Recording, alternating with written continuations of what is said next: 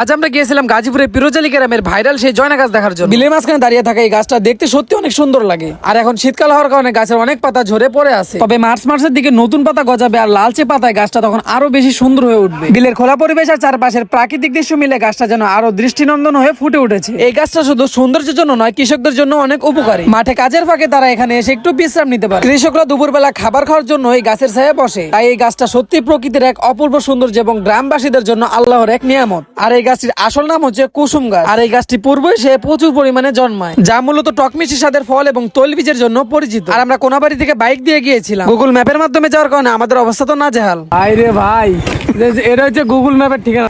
Google map থেকে আইছি, এখন দেখি রাস্তা নাই।